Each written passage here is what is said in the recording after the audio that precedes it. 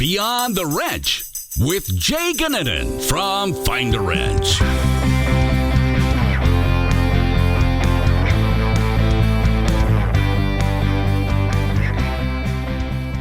Welcome to Beyond the Wrench.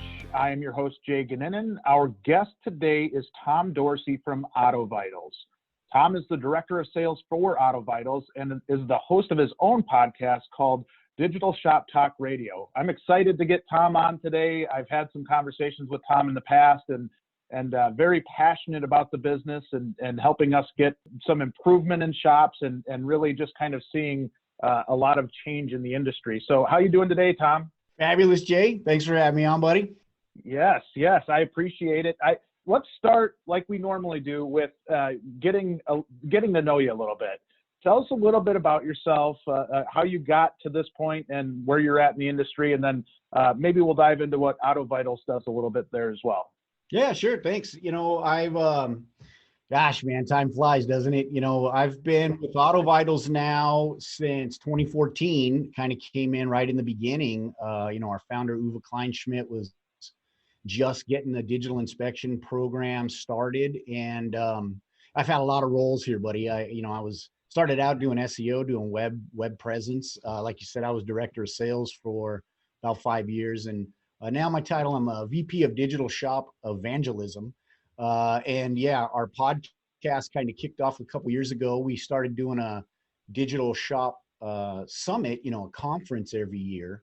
We're out in Santa Barbara, California. So, it's not hard to twist people's arms to come out in the wintertime and come learn about, the industry and the technology and some solutions that, us and other folks are hunting. We've got a lot of vendor partners out there that we integrate and collaborate with, and really, with the end goal in mind is just to take this technology and introduce it into an industry that, not to downplay anything, but we've been a little bit behind the times when it comes to adopting technology. I got to tell you a funny story. If you Google it right now, you can go on Google and Google Auto Shop 1930, and you'll be stunned at how almost exactly it looks like your shop today.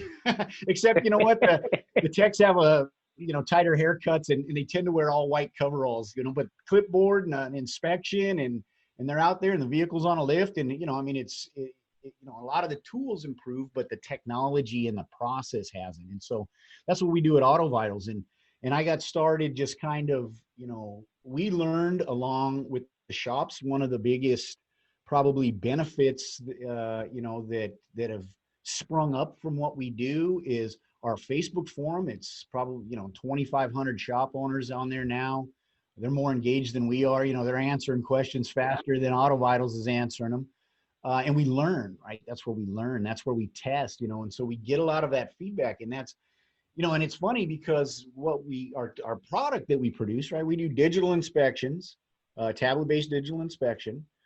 And, we do workflow management software and best practices through digital shop processes that really allow, I think for the first time in the industry is to connect the technician, the front counter, the owner through KPIs and data that are unavailable really in, any paper-based shop, right? You get insights and data that you've never had before. And then the motorist, right? And everybody's kind of interconnected in this communication and transparency through this digital technology to where what we like to say, it's a tagline you probably heard on my show a lot, is that we don't sell, we educate. The role at the front counter has changed so dramatically. The dynamic between the technician and the service advisor has changed so dramatically that transparency in the technology, it builds almost an instant trust and teamwork between the front of the house and the back of the house, right? And the customer. And so, yeah, that's what I've been doing, right? I've been chasing this dragon for, 7 going on 8 years now. And it's one of those things, Jay, where you think you're going to get there and get caught up. And then there's a whole nother problem to solve and a whole new product to start to work on and a whole new solution to bring to the market. And man, it's been a wild ride. I wouldn't trade a day of it for anything. That's the beautiful thing about what you guys are doing. And before we dive into our topic, we're going to talk about kind of that relationship between a technician and an advisor. I want to ask you about the Facebook group and the value in community that you see. I think that's one thing that we've really focused on as well, between Find a Wrench and WrenchWay, is the community aspect. And what I love about it is it gets people talking. And I think for a lot of the issues that we have as an industry, that's half the battle, is getting people to talk back and forth and getting techs to understand what management sees, and what management, getting management to see what techs see, right? And seeing kind of both sides of that. Have you seen something similar with kind of the community aspect of just kind of getting everybody in the same room, if you will, to talk? Yeah, no doubt about it. It gives a voice to people who feel they probably never had a voice, or, aren't in a 20 group. If I'm just starting out, I can't maybe afford to get into some of the coaching organizations and have a 20 group and have that resource of people who have walked in my shoes, right? And so now, we're all out there trying to carve our own path again, reinvent the wheel. Well, why? Because, so many people have lived those experiences, and they can tell you where the pitfalls are, and they can give you that hand. Right. And the price of admission is free. You don't have to be a customer of Auto Vitals to come into our Facebook forum. It's a private group, but we ask you, we want to make sure you're in the industry and you run a shop and you're involved at any level. We've got techs and service writers and owners and vendors in there. But love that. And it's not a commercial for Auto Vitals, right? It's a forum where people can come in and ask a question and get a response from successful operators to help me be successful. And so it's really shop owners helping other shop owners be more successful. And guess what Auto Vitals gets to do? Well, we get to learn about what's important and where the problems are and what needs solving. And then we get to work in the background creating solutions through technology for what we learn in our Facebook forum. I love that, though. And I think that the beautiful thing about those types of communities are that you're surrounding yourself with people that have been in the industry and have seen a lot of stuff, but aren't so closed-minded that they won't take a suggestion from somebody else, or see that maybe there's a better way of doing something, and then be able to offer their opinions on why maybe something didn't work. But hey, you know what? It didn't work the first time. Maybe we just didn't do it the right way, or we need to take a different look at this. And for the most part, and I think there's some of the communities where you'll get some level of just kind of a negative response. But I think when you get in those types of groups in that setting, you're typically surrounding yourself with leaders, and like whether it's a tech, a manager, an owner, whoever it is, it's pretty progressive people, or people that want to get better. And that's the cool part about that. I commend what you guys are doing, because I think it's outstanding, and I really, really like that idea. Yeah, no, it's incredible. You give people a voice, and then, be excited about what's going to come out of that. Right. Because what I see in there, some of our biggest contributors are technicians or service writers. Yeah. So some of our biggest converts are techs. We get them, they come in and they want, this thing, what a nightmare, change is hard. And then all of a sudden, now you get this guy shout, he's broadcasting how great everything is and how it's working for him. Because why? Well, you get that different perspective. Like you said, you're not just on some tech forum where everybody's kind of complaining about this and that and labor rates. Yep.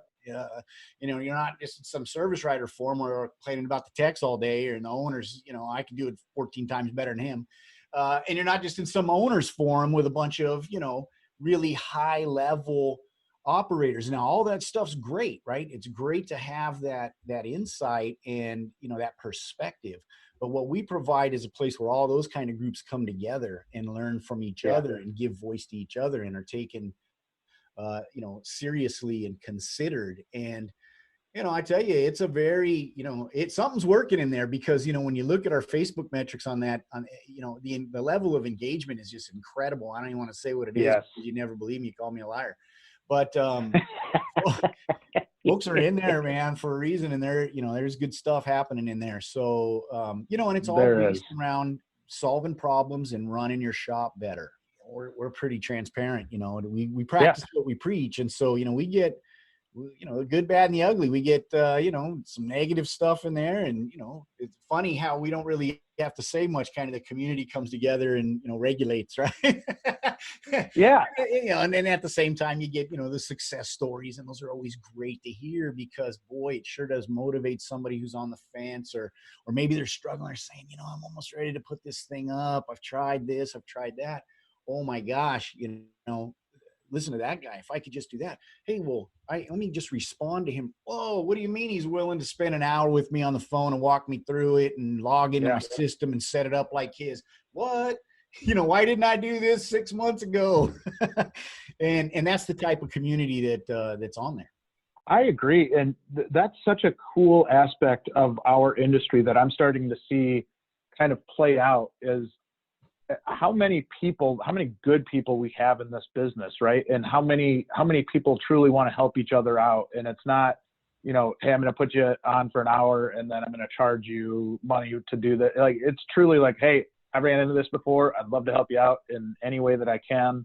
How do we go about that? And I think we're seeing that too. I mean, we had created a group called WrenchWay Insiders, and it's really, a big piece of what we're doing is trying to get the voice of technician out, right? And it's similar to what you said, where it's talking about people that don't typically have a voice in the conversation, right? And I've been a part of a bunch of meetings where we talk about techs and we go through all this stuff.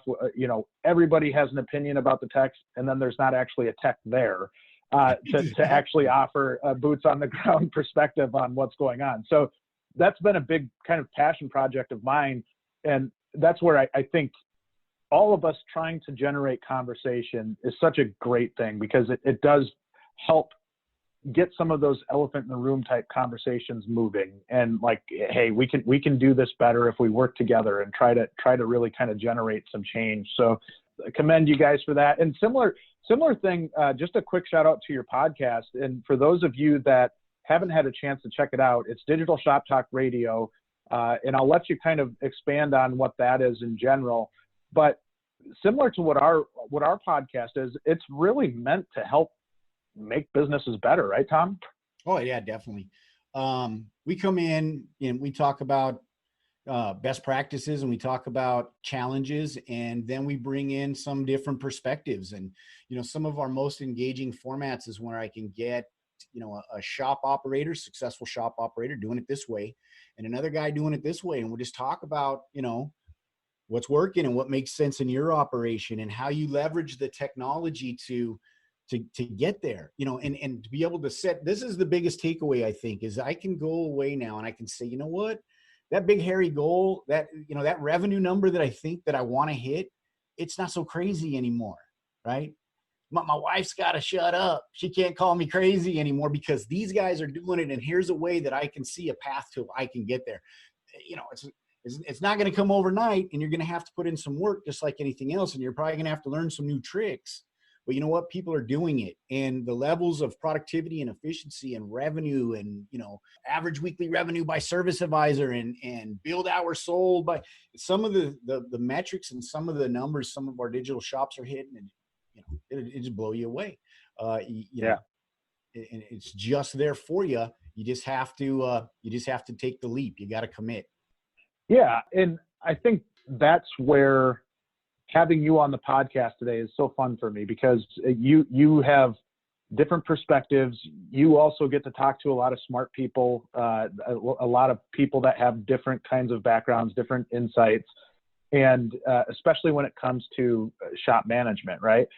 So one of the things that, as you and I were talking, that I think you as a company have done a really good job, or Auto Vitals has done a really good job at trying to clean up some of the communication, trying to do, some of the things that have been like those guys in the 30s where we just haven't really progressed.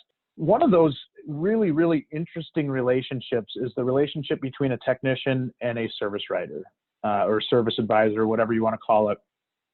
How do you see, let's start off with maybe some of the issues that just a regular shop might see between an advisor and a tech. Where do you see maybe some lapses in communication? Where do you see some room for improvement?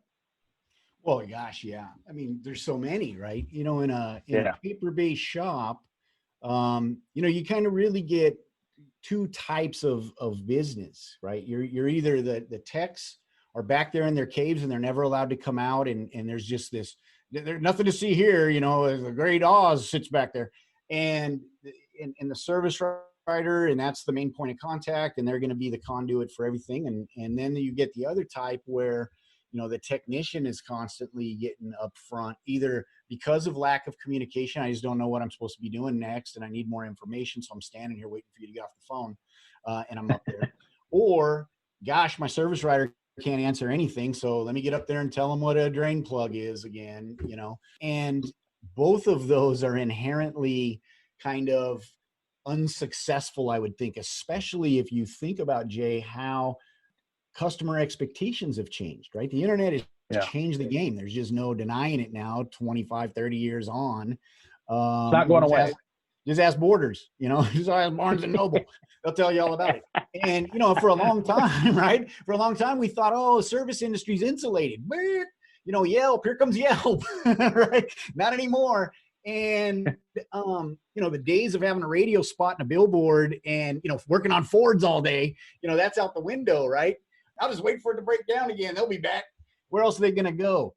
And so because of that, right, there's a lot of challenges, but guess what? There's a whole bunch of opportunity. And, it's just like, if you think about, building a pyramid, you can get so much done in a day with a gang of guys and a rope. You can only drag so many rocks so far. And then there's, some advancements in technology, but then wood and steel can only get you so far, right? Well, we're at a point now with software and the inner tubes, right? The interwebs, that we can do so much more. I can take that gang of guys in a rope and I can multiply them by 1,000, by 10,000. And so that's what we build. That's what we learn in that Facebook forum. We figure out our job, our mission, right? What do we get out of bed for? Is to figure out how I can make that technician not only have a direct voice to the motorist through the service writer, and really, the service writer. So in my show, you probably hear me, I like to say it as the technician is the author of the novel, right? The service advisor is the publisher of the novel. Okay. I like that. They take the technician's findings and his pictures and his raw video and his raw notes, and all they have to do is add some little arrows and some circles and some annotations and maybe clean it up a little bit. And we've actually developed the product where you don't even have to do those edits. We can those messages now based off of the recommendation from the tech, not to get too deep into the product, but that's how we drive not only that transparency and that communication and making a more effective team between a technician and a service writer through to the motorist, but we actually leverage the technology to give us time back, to give us a higher efficiency and productivity. Both. You can grow both in a digital shop, not sacrifice one for the other. And that's the key. And so if you commit to that and you set it up, and it takes some time on the front end, you got to build your notes and you got to build your canned messages and your canned images and some things like that, build your inspection sheet. But boy, once you got it set up, now you're just churning out novels all day, right? It's just click a button, snap, snap, snap, click a button, drag a couple arrows, hit text. And now you've got this published novel in 5-10 minutes out to the motorist, right? Where they're going through. And so, what our top line metric is, I'll tell you, is motorist research time, right? That is the one KPI that we really boil all the stuff we do up into, right? Because I know that if a customer sits in there for longer than 240 seconds, they're going to have a 50 to 60% increase in approval rate over anything below that, right? And so we want to drive folks through taking lots of pictures and good content, making the right number of recommendations per inspection, service advisor, annotating pictures on the picture, not just some notes over here at the bottom left corner that I'm supposed to find, and they're all in text speak and I don't understand what any of that stuff is. Does it have an educational video, right? Because we're a video driven, 90-second. This is why you should get it done. This is what's going to happen if you don't. Third party reinforcement, right, of the need. Boop. It's just like how we're buying on Amazon. I read the reviews and everybody loves it and add to cart. Well, that's the process, right? And so that's that kind of the publication from the technician writing the raw novel to drafting and publishing, and then out to the consumer who buys lots of copies and makes it a bestseller. And that's how we're driving that top line revenue. I mean, we've got guys 100% increase in ARO. I've got Meineke shops, franchise shops that started at a $90 ARO and are running $450 now. Wow. 3 build hours per appointment, per inspection. That's insane. Especially for a Meineke type shop that is probably more focused typically on maintenance type items, or and I don't want to put all of them in the same boat, but they've expanded a little bit, I think. But that's interesting. So how hard is it to get buy-in from a tech for something like that? Because if you're trying to get, we're trying to fix that relationship between a tech and a service advisor, and you go to them and say, hey, we're going to do this, and they're going to say, I don't want to type that stuff in. I don't want anything to do with that. How do you deal with that in the buy-in piece? Yeah, no, that's a great question, Jay. Right. And that's usually the first thing that is kind of the objection that a shop owner who's looking at maybe adopting the digital technology kind of thinks of. It's his go-to is, oh, my techs won't like it. They won't do it. Gosh, I'm so dependent on my techs. I don't want to upset them. Right. Well, that's a rough way to run a business. Number one, right? It's a rough way to let and the inmates running the asylum, Yes. But secondly is that's the techs, especially nowadays. I mean, most of your techs are gamers and they got cell phones in their pockets, and using a tablet to push some buttons and take some pictures, pretty straightforward. What the techs experience is that finally the service advisor can't hide from my recommendations, right? Because they come over there and transparent. And so guess what happens?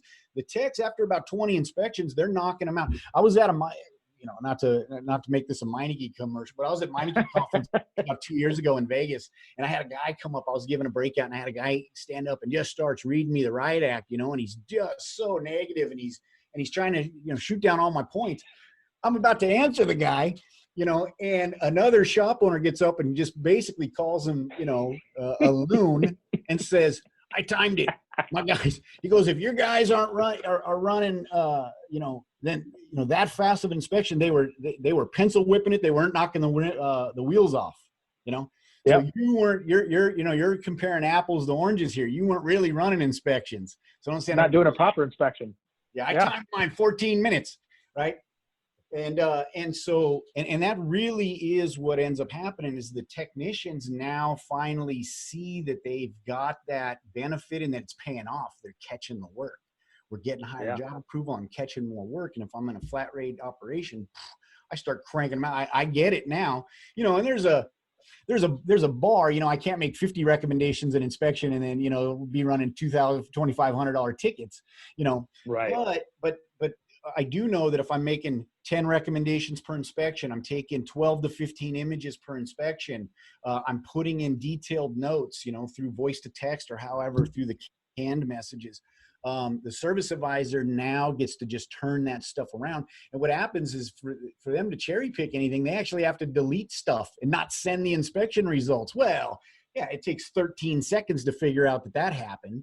And then I can just go and nip that in the bud, make sure my process is followed, and they hit send on every inspection. The customer gets that full transparency, and it flows right back to the tech. So, long story short, the tech's 20 inspections, they got the muscle memory down, and they're cranking them out.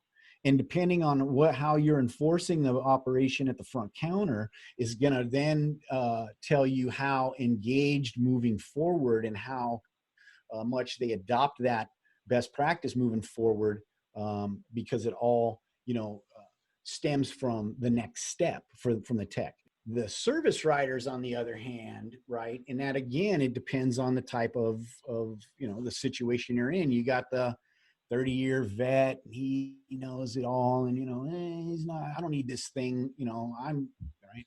So that's a challenge. And then they, of course, see it as additional work. Well, it can be, because here's a funny thing, Jay, is that in a full digital shop, normal process, right? Come in the morning, you write my customer concern, you tell me, sign the off form, give me the keys, I'll call you when I know something. I'm busy. I got people standing behind you. Hope the kids are good. Oh, you don't have kids? Well, whatever. Right? You'll say, oh, I'll call you when I know something.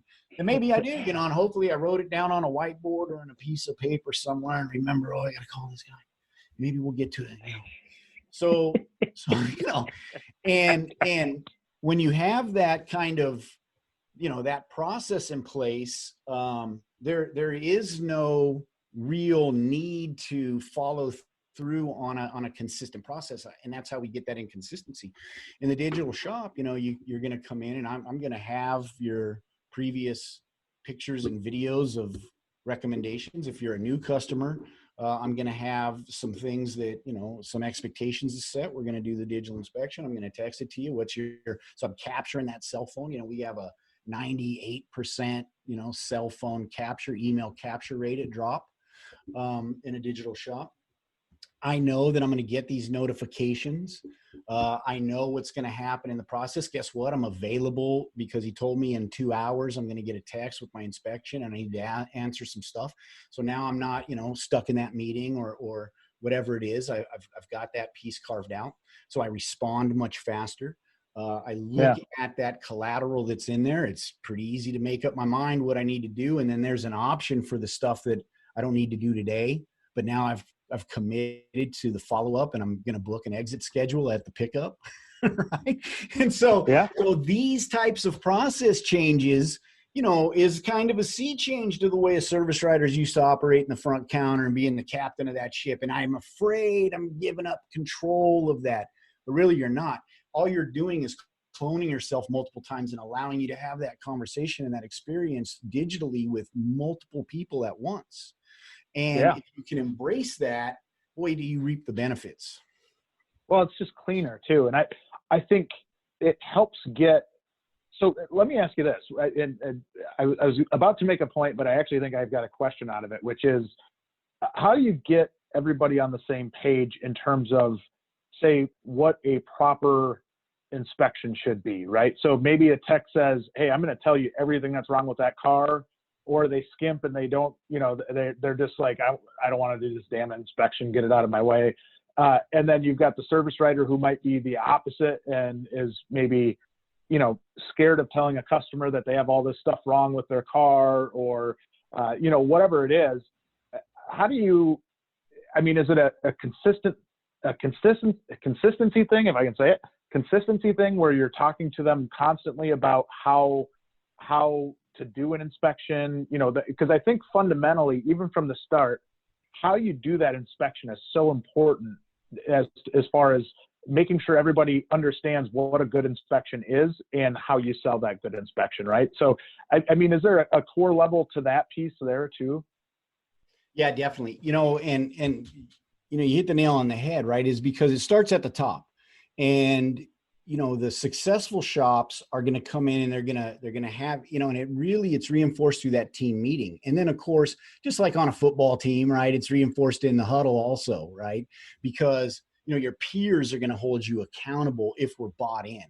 And so, matter of fact, I've got some great episodes. I've dubbed him the king of culture, Russ Crosby, great operator out of Clinton, New Jersey.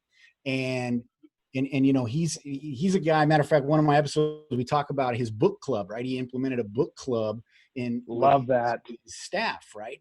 You think, well, it kind of reminded me back when, I think it was the Cowboys or the Niners or one of them started doing ballet lessons as part of their training way back, maybe in the 90s. I'm kind of dating myself, but I guess I wear it on my face. But and it's kind of the same way, ballet and football. Well, you know what? Creativity and comprehension and critical thinking, to be amazed at how far it takes your business. Well, what does that mean? So what that means though is that you've got a culture where the techs and the service writers and every single component of that business feels bought in and a member and part of that operation. So we're going to go to a team meeting where we say, we're going to do digital inspections, and here's all the reasons why. Here's the challenges we're going to face, but here's the benefits that we're going to achieve. Okay, we're going to do this. Well, once I've done that part, then I guess I can complain, but we vote, and I'm not saying, you run your shop in a democracy, and a lot of shop owners are going to go in there and go, we're doing digital inspections, we're starting tomorrow, and, you don't like it, there's the door. To Right. each their own, but, you attract more ants with honey, I guess, right? So from there, yes, we've done some technology things, right? We've got built-in guidance. We've got what we call guided inspections now, to where it literally, it's almost like the point of sale at a McDonald's. You can just, and I'm not trying to say it's idiot. We've dumbed it down because we think that the technicians aren't capable. It's a process. It's a process. And so the techs need to develop that process. So in that team meeting, when the technicians know inspections, they know which side of the vehicle to start on and what order of things to inspect and how that flow should go.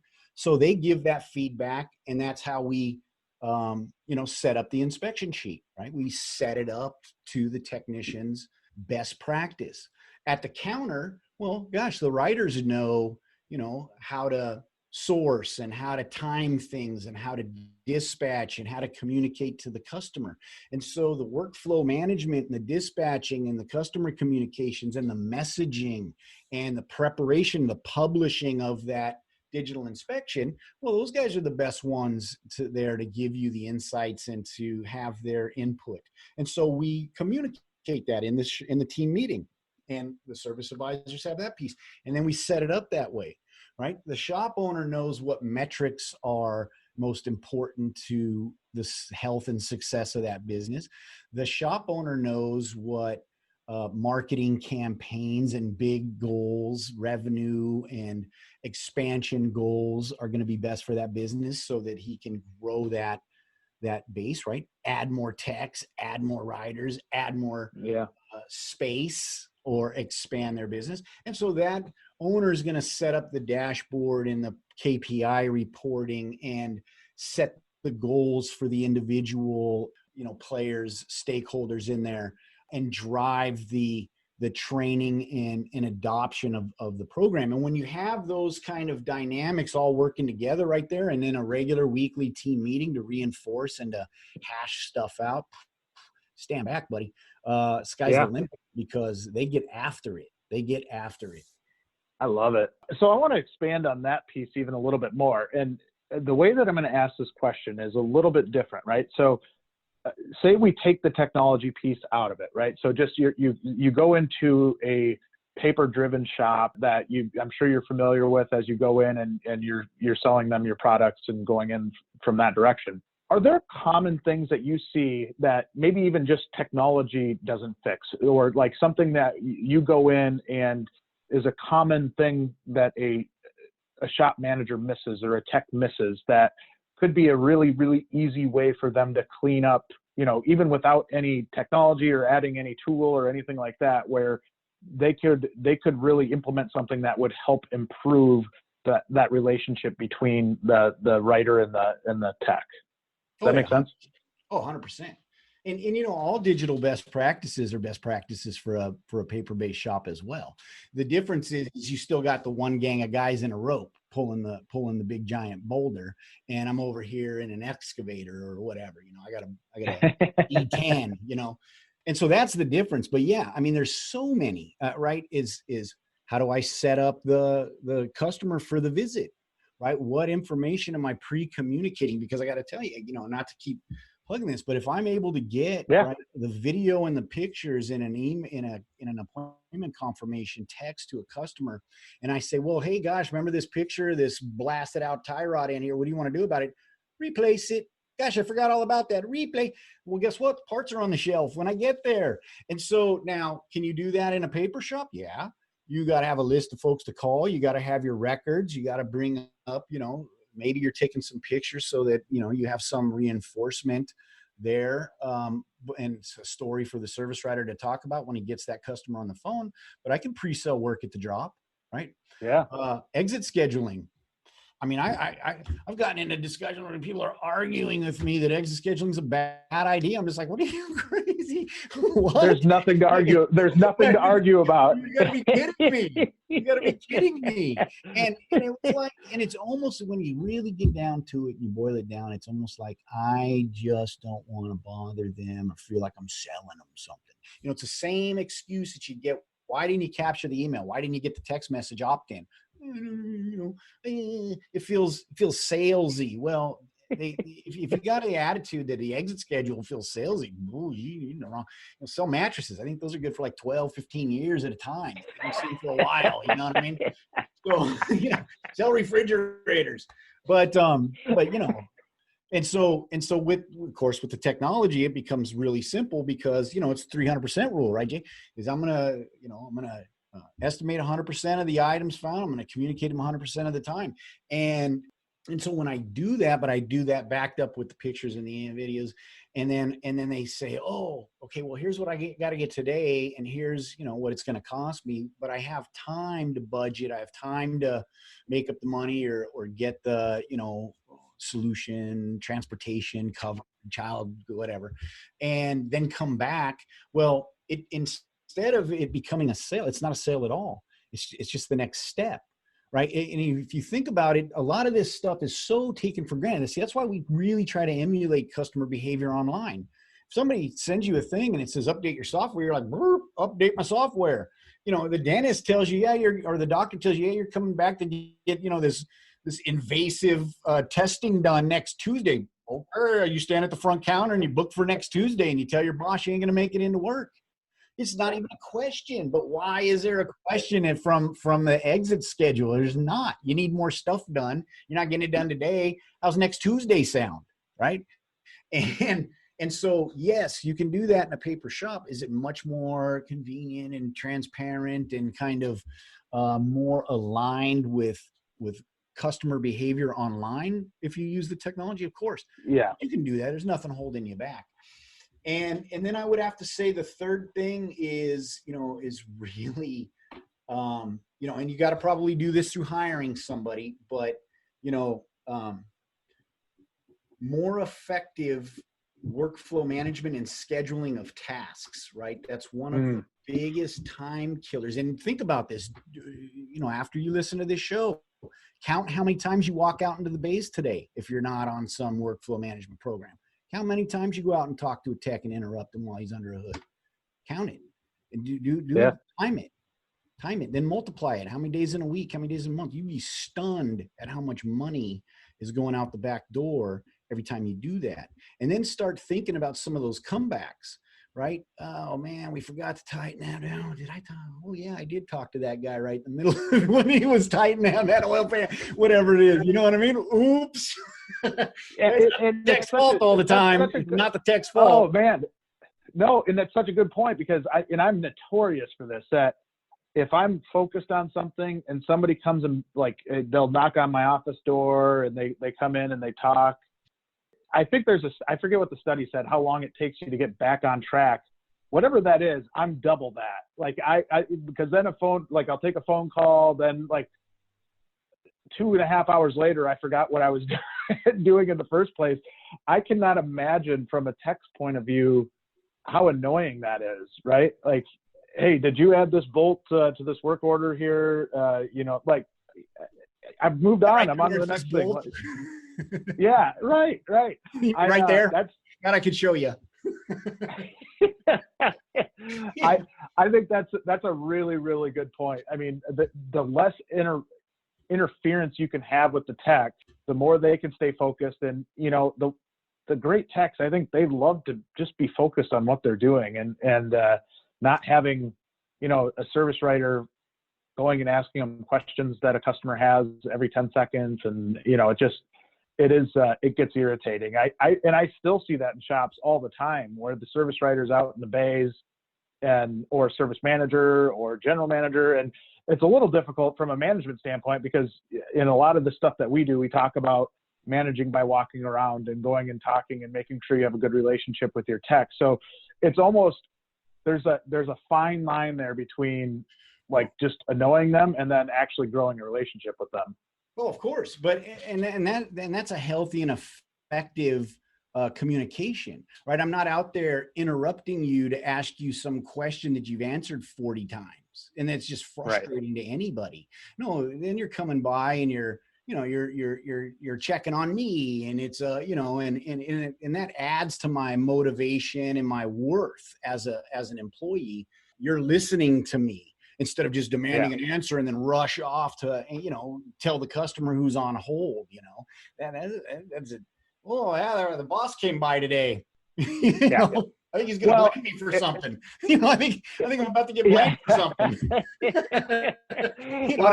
I think it's funny because when you're doing the walk around as a manager, you can kind of pick and choose your spots too. You don't have to go talk to somebody if somebody's got somebody on the phone and you go out and there's a tech that's got a car up on the lift and he's taking a tranny out and has the tranny jack up to it and he's right in the middle of it and they're asking a question. It's not great timing and you're probably going to make that tech mad.